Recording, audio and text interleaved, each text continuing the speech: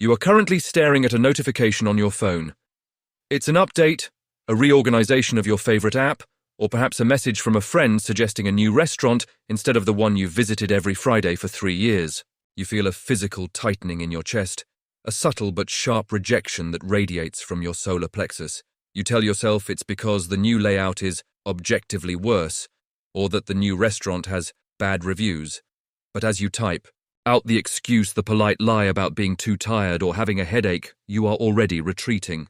You are pulling the familiar, slightly pilled blanket up to your chin, retreating into the sensory loop of a show you have already watched 6 times.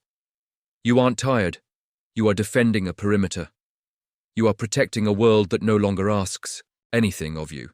The world celebrates the pivot. We are told that change is the only constant, and we watch digital ghosts on our screens leap from skyscrapers, quit their jobs to move to Bali, and shed their old skins like seasonal silk. We are told that if we aren't evolving, we are rotting.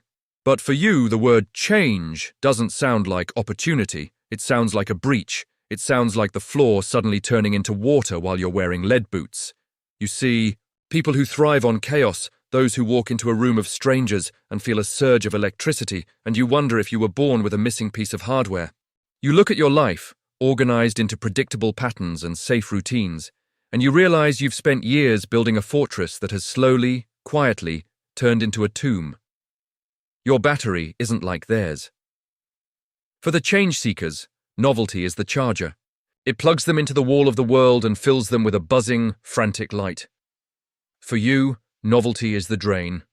Every new variable, a new boss, a different route to work, a breakup, even a positive promotion, is a leak in your energy reserves. You treat your life like a delicate chemical equation, where the introduction of a single new element might cause the whole glass beaker to shatter. You stay in the job you despise because the misery is a known quantity, whereas the potential happiness of a new career is an uncalculated risk. You hold on to people who have outgrown you because the silence of their departure feels louder than the noise of their indifference. You aren't lazy, and you aren't stagnant. You are a curator of the predictable. The society around you shouts that you are stuck or fearful, but inside, you feel like a technician trying to keep a 50-year-old engine running in a storm. You aren't avoiding growth. You are avoiding the disintegration of the self. Because if you change the way you live, the way you work, or the way you love, who is left? If the scenery changes, does the actor still know their lines? You cling to the old way because it is the only mirror in which you still recognize your own face. You stay small, not because you lack ambition, but because the edges of your cage are the only things that feel solid in a world that is melting. Safety has become your most expensive addiction. To understand why your skin crawls at the thought of a new beginning, we have to stop looking at your soul and start looking at your hardware. Your brain is not a seeker of truth, it is a seeker of homeostasis. It is a biological machine designed to minimize prediction error. In the laboratory of your mind, there is a concept called optimal arousal theory. Every human has a unique set point for stimulation. For some, the needle only moves when they are skydiving or launching a startup. For you, your hardware likely possesses a low stimulation preference. Your nervous system is more sensitive, your sensors more finely tuned. When a change occurs, even a small one, it doesn't just happen to you. It floods you. It pushes your internal needle into the red zone of cognitive load, where the brain can no longer process data efficiently. Then there is the default mode network, DMN. This is the autopilot of your brain, the series of interconnected regions, that fire when you are performing those repetitive, familiar tasks you claim to hate but secretly find solace in. When you do the same thing every day, the DMN allows your brain to conserve massive amounts of energy. Change, however, forces the brain to switch to the executive control network. This is the manual override. It is metabolically expensive. It burns glucose, creates mental fatigue, and triggers the amygdala to scream that new is synonymous with predator. Your brain is just trying to save power. There is a wild, uncomfortable fact buried in the data of social psychology. Studies on the status quo bias show that humans will consistently choose a guaranteed loss over an uncertain gain.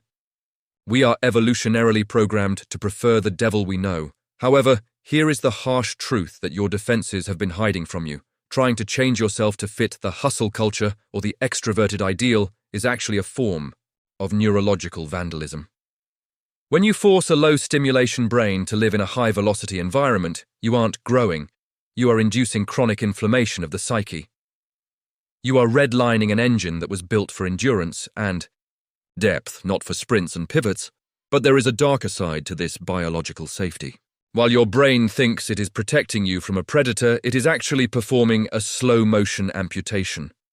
By rejecting every new variable, you are shrinking your perceptual map. The world isn't getting more dangerous. Your ability to navigate it is simply atrophying because the muscles of adaptation are never used. You aren't avoiding pain. You are just delaying the inevitable realization that the walls are closing in. Resistance is a shield that eventually becomes a cage. The crowd tells you to break your limits, but the science says you must first map your limits. If you try to jump into the deep end of change without understanding your baseline, you won't learn to swim. You will simply confirm your fear that the water is an enemy. You have been shaming yourself for a biological mechanism that was designed to keep you alive in a cave. You aren't broken. You are just calibrated for a world that no longer exists. Your fear is a fossilized survival instinct. We have looked into the mirror and mapped the laboratory of your mind. Now, we must stand at the crossroads. There is a thin, almost invisible line between peace and avoidance. You might tell yourself you are staying home, keeping your old job, or maintaining your routine out of self-love, that you are simply honoring your boundaries. But listen to the silence in the room when you make that choice. True self-love feels like an expansion. It feels like a deep, steady breath in a garden you've spent years tending. Avoidance, however, feels like a contraction. It feels like holding your breath under a table while someone knocks on the front door. One is a choice to nourish what you have. The other is a desperate attempt to hide what you lack. If your peace requires the world to remain frozen, it isn't peace. It is a hostage situation where you are both the captive and the guard. You do not need to burn your life down to find freedom. Evolution didn't happen in a day. It happened through 1 trillion tiny successful mutations. To rewire a brain that hates change, you must stop trying to pivot and start trying to tinker. The solution is the tiny ritual. Instead of changing your career, change the brand of tea you drink for one morning. Instead of moving cities, walk down a street in your neighborhood you've never stepped on. These are low-stakes deviations. They are controlled experiments that prove to your amygdala and your default mode network that new does not mean dead. You are teaching your hardware that the horizon can move without the sky falling. You are building tolerance capital, a reserve of small victories over the unknown that you can eventually spend on the bigger changes that actually matter. When you introduce these micro-variations, you aren't just changing your routine, you are reclaiming your agency. You are moving from a state of reaction, fearing what might happen, to a state of initiative, deciding what will happen. You begin to realize that the fortress you built wasn't meant to keep the world out. It was meant to give you a safe place, to practice being brave. True transformation is a whisper, not a scream.